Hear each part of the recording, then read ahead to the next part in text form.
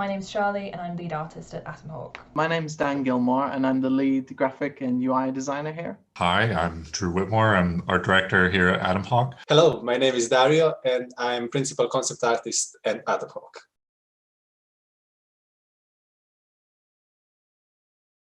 To get into the industry, or if you want to get into kind of professional illustration or professional concept art, I think the biggest thing is to just be drawing all the time. Take a very inquisitive view of art and artwork.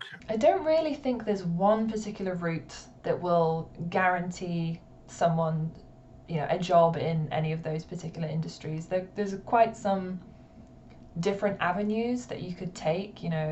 Illustration, animation, and game design are all very different from each other. Illustration and animation are completely different worlds for themselves. So and they're big ones. So I will suggest deciding, do you like to draw or do you like to animate? If you like to draw, then of course you should choose something that is more connected to illustration.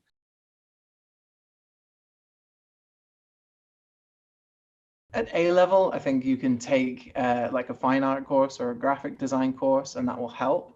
And then if you want to continue that on into university, looking at courses that not only offer you the kind of things that you're interested in learning about, but also that have a track record of getting people through the other end and into good jobs is an important thing to look for.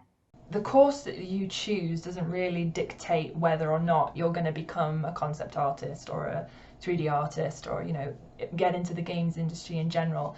I think that part comes down to you. So choose something that you're the most interested in and be prepared to supplement your learning, because there will always be something that you feel is missing from the course, or something that maybe doesn't really get covered in depth or at all, or you might study some modules and there'll be something or a particular part of it that you feel really, really interested in, and you want to study that more. There's going to be things like that where it will fall to you, and it's kind of supplement it yourself and look into those things yourself and just be prepared to do that. It's not all what the school gives to you, it's about what you put in as well.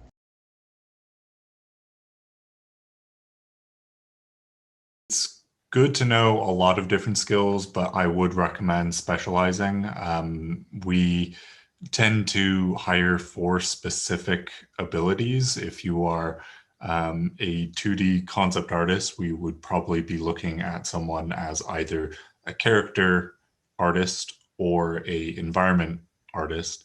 And even within that, there would be realistic characters or stylized characters.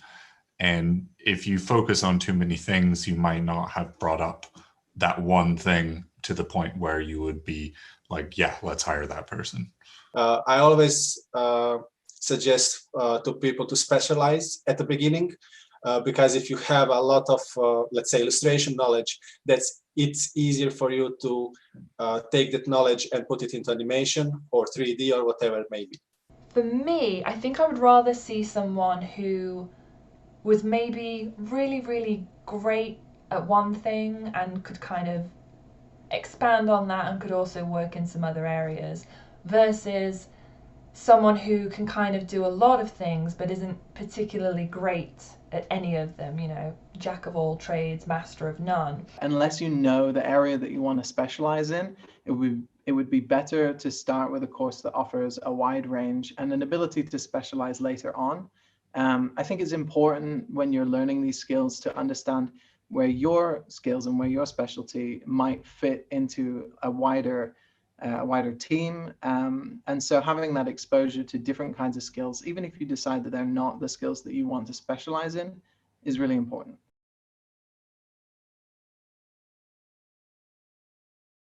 Personally, we look for just good work. We look for someone who is creating good work, whether that is in their ideas, their approach, the level of finish that they can achieve. It's always about the quality.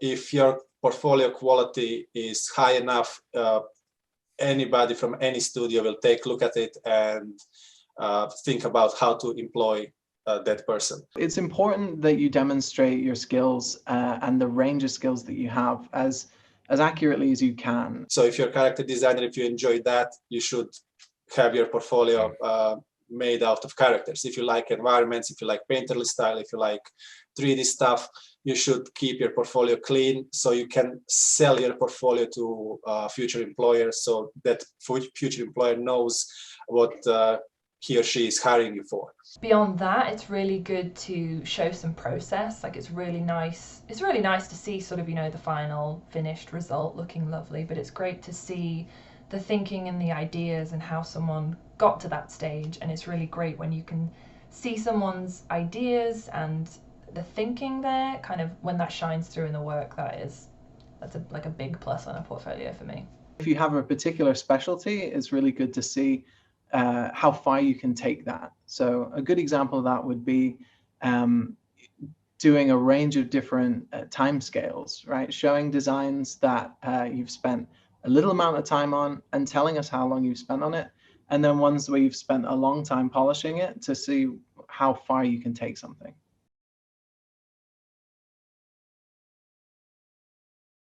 We do offer internships occasionally. It's a very kind of ad hoc. We basically just apply, and if we see something in your portfolio we'd like to kind of develop, then yeah, that's we do it kind of on a case-by-case basis. In the past, we have offered an internship for people that we think are particularly talented, and we would assess that by seeing like a portfolio that shows their skill. And so, yeah, I would encourage people that are interested to apply, and we can take it from there.